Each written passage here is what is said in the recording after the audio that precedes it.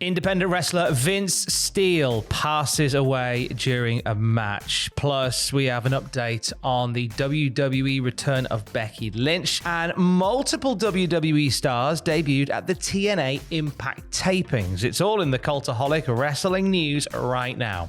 Tributes have been pouring in for independent wrestler Vince Steele, who tragically passed away during a match at a BCW show in New Jersey over the weekend. The reports say that he collapsed during a four-way match. An ambulance was called, and tragically, Steele would pass away soon after at the age of 39. Vince Steele has been wrestling on the independent scene for over 15 years, a mainstay of American Championship Wrestling and Coastal Championship Wrestling in Florida. CCW paid tribute to Steele on their social media, as did the Cauliflower Alley Club and countless wrestling colleagues and fans as well. If you've been on social media, you'll have seen a lot of nice messages pouring in all about Vince Steele. And as you said off camera, it just seemed like a really fantastic guy as well. We here at Cultaholic send our condolences and our best wishes to the friends and the family of Vince Steele today. We'll move on to talk on WWE. So Seth Rollins has spoke about his wife in a previous interview with WFAN and said that a return, she's up for a return. There's no timetable on it yet. What have Fightful Select been saying today? Well, they've added to this story and said that we've heard that ideas continue to be pitched for her potential return. So I guess it conflicts slightly with what... No, it doesn't conflict with what Seth's saying, but it kind of... He's saying, don't really know, it's up in the air. Whereas Fightful Select here is saying there are still... The WWE at least seem to be keen to get her back in. It's just whether Becky wants to come back or not. It's just finding the right creative to bring her in on as well. She's somebody that can make an immediate impact within the division. And you want to kind of time it. I think at this point, certainly on the road to WrestleMania, I don't see a reason to bring her in at this point. I would say this is something that you hold off for maybe the Raw after Mania now. Yeah, there's already multiple different main event level storylines going on all across the card in both the men's and women's divisions, isn't there? So I think I agree with you there, especially with, I guess, a lot of the narrative around Charlotte Flair being that she came back and instantly won the Rumble and got a title shot. So much so that they had to turn her heel basically straight away because the crowd weren't too happy by it. I think they made the right choice by turning her heel. I don't think Becky would get the same response if she did the same, but it might feel like, you know, like over-egging the pudding slightly, bringing back these big stars, giving them immediate title shots, whereas these other women slightly lower down have really been grinding for this and being part of key storylines all year long. My chair keeps going up and down like that. A bit like Becky Lynch's possibilities should she make a return to wrestling. I like the idea of Becky Lynch doing the opposite of what looks like a Charlotte Flair has done and immediately back into the main scene. I like the idea of Becky Lynch kind of going, right, I'm going to earn my way back up again. I've been away for so long. Like I need to, almost like a Mortal Kombat totem poles type thing. I need to start at the bottom and grind my way back up. And if anyone could do that and get the fans on side, it's surely Becky Lynch. Yeah, I think there's something in that, in the idea that she has to sort of really fight to earn her way back to the tippity top again. Yes, I would like that idea. I think, well, you know, plenty of ideas apparently being pitched for Becky Lynch. Nothing confirmed for her as of yet, but we'll let you know when we know more.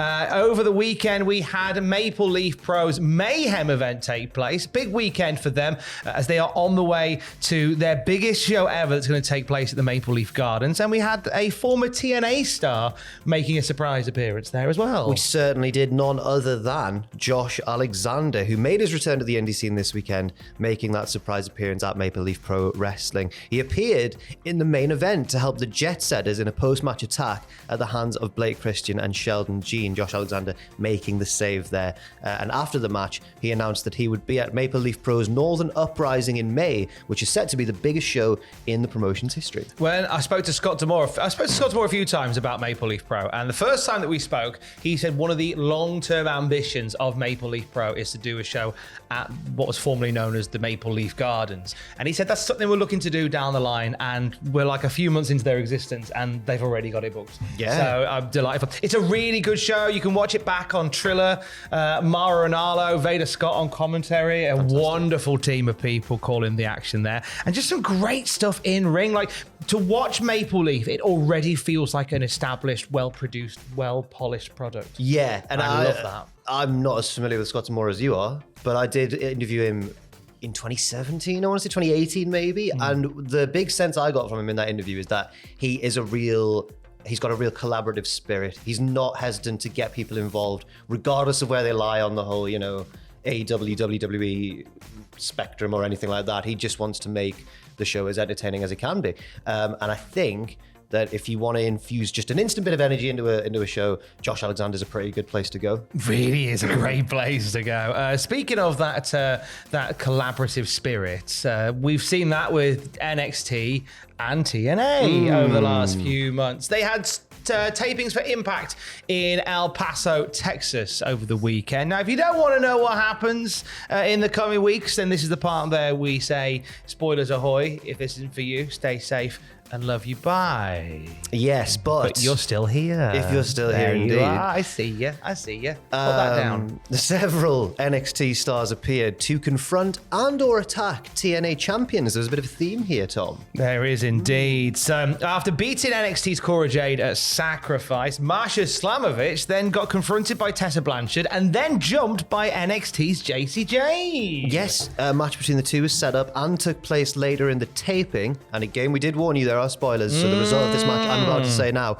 with Masha Slamovich defeating JC. I don't think that's too much of a surprise, but it's nice to see JC Jane spread her wings a bit and get involved in TNA. And a lot more teams to talk about from that as well. It looks as if the Knockouts tag division is once again getting a real boost through NXT. So we had Ash and Heather by Elegance, the former Dana Brooke, now a Knockouts tag team champion. They won the belt at Sacrifice over the week on the Friday night. They got sized up on the tapings by former champs Spitfire, Jody Threat and Danny Luna, as well as two sets of NXT tag teams as well. Yes, indeed. The Metaphors, Lash Legend and Jakara Jackson, and the team of Gigi Dolan and Tatum Paxley as well. So two babyface teams there as well. Everyone's gunning for these dastardly heel champions, Tom. Heather and Ash by Elegance would later in the taping, though, retain the titles against Gigi and Tatum. But, there's still challenges on the table there. There's still, I like that we're kind of, because there isn't a NXT women's tag team division anymore. It's just if the champions who win the WWE women's tag titles happen to be in NXT or sometimes do a flying visit, then we'll see those belts on the show. But yeah, you're right. There's no real division there to speak of. But TNA have a fabulous Knockouts division. So let's bolster that a little bit with some crossover goodness. We'll also see Chavo Guerrero getting amongst it in El Paso, Texas. It was announced the other week that Chavo was back on the books of TNA, so we'll see him get a hero's welcome back in El Paso, Texas. 100%. As it should be as well. It's great. I really admire the way that Chavo's sort of charted a course in the latter days of his career. He's happy often, it seems to be, behind the scenes, but I think we want to see Chavo get some love from the crowd as well. And in El Paso, Texas, you've got to imagine that'll happen. That has got to be the case. So that's going to come up in Impact on Impact Television over the next couple of weeks. I was about to say, you twitching tonight, but it's a Monday. It's a Monday. No. You're not twitching tonight. I don't know if anybody is. Oh, it's a Monday for twitch.tv/Cultaholic. Andrew might be, yeah. Andrew might be. You can join us there, and if Andrew's there, then pop along and say hello as well. New episode of the Cultaholic Classic Raw review waiting for you today as well. Myself and Jack Atkins from Cultaholic.com. We watch every episode of Monday Night Raw. Whereabouts are you up to? We've just come out of SummerSlam 1997. Oh. Steve Austin's just broke his neck. It's going to hot up very quickly indeed. And get this, on the episode that we review today, which is now waiting for you on the podcast feed,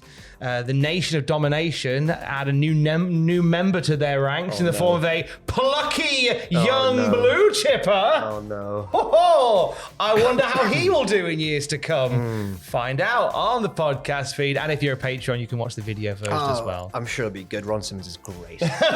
We do love Ahmed Johnson. Yeah. And for the very latest wrestling news at any time, you can check out Cultaholic.com. Stay safe and love you. Bye.